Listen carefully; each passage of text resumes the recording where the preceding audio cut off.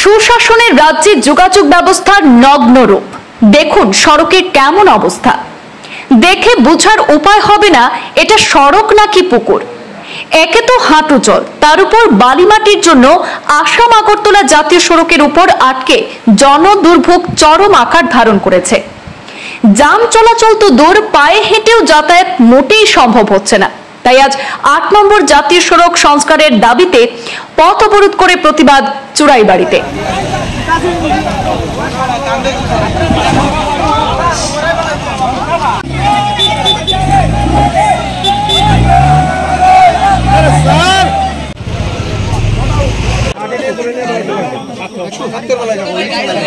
ইদানিংকালে ঘন ঘন বৃষ্টিপাতের ফলে উত্তর ত্রিপুরা জেলার চুড়াইবাড়ি সেলটেক্স গেট থেকে শনিছড়া পর্যন্ত ৮ নম্বর আসাম আগরতলা জাতীয় সড়কের বিভিন্ন স্থানের পাথর ভাঙার প্রেসারের টিলার মাটি পড়ে জাতীয় সড়ক কৃষি জমিতে পরিণত হয়েছে।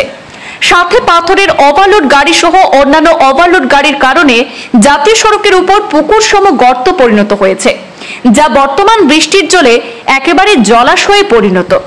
ফলে যান চলাচলে যেমন ব্যাঘাত ঘটছে, তেমনি পায়ে হেঁটে চলাচলও কষ্টদায়ক হয়ে দাঁড়িয়েছে। বিশেষ করে খেরেংজুড়ি চাঁদপুর এলাকায় রাস্তার পাশে ড্রেন বন্ধ থাকায় জল জমে জাতীয় সড়কের উপর হাঁটু জল। এতে জনদুর্ভোগ চরম আকার ধারণ করেছে। ফলে ক্ষুব্ধ হয়ে স্থানীয় এলাকাবাসীরা সহ যান চালকরা আজ বৃহস্পতিবার আসাম আগরতলা জাতীয় সড়ক অবরোধ করে বসেন। এতে জাতীয় সড়কের দুপাশে শত শত ছোট বড় যানবাহন আটকে পড়ে প্রায় 2 ঘন্টা পর্যন্ত চলে জাতীয় সড়ক অবরোধ।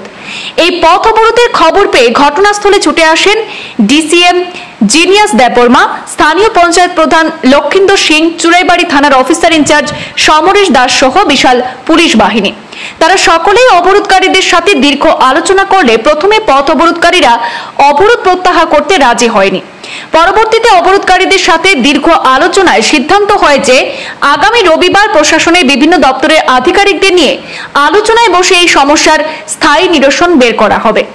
সেই আশ্বাস পেয়ে প্রায় 2 ঘন্টা পরে অবরোধকারীরা তাদের পথ অবরোধ প্রত্যাহার করেন। সাথে 2টি জেসিবি মেশিন লাগিয়ে তাৎক্ষণিকভাবে জাতীয় সড়কের পাশের ড্রেন পরিষ্কার করে দেওয়া সহ রাস্তায় পড়ে থাকা বালি মাটি তুলে নিলে স্বাভাবিক হয় জাতীয় সড়কের যান চলাচল।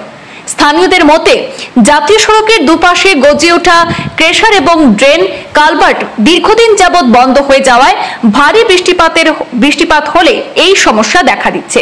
তাই স্থায়ী সমাধান চাইছেন ভুক্তভোগী জনগণ। সামনে আসাম আগরতলা রাস্তা একদম বন্ধ হয়ে গিয়েছে। আমরা প্রশাসন, পঞ্চায়েত, হোল্ডার অ্যাসোসিয়েশন মিলে তারা রাস্তা বন্ধ করে দিয়েছিল। ওটাকে আমরা প্রতিশ্রুতি দিয়ে আমরা সামনে দিয়েছি। এখন ড্রেনের কাজ হবে আগামী রোববার দিন। এখানে স্থানীয় একজনের নির্বাচন দেবনাথের বাড়িতে পঞ্চায়েত, প্রশাসন, তারপরে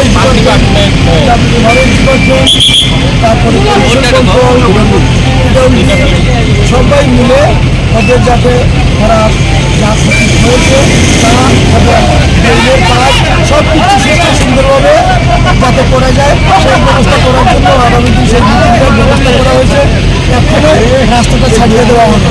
নমস্কার।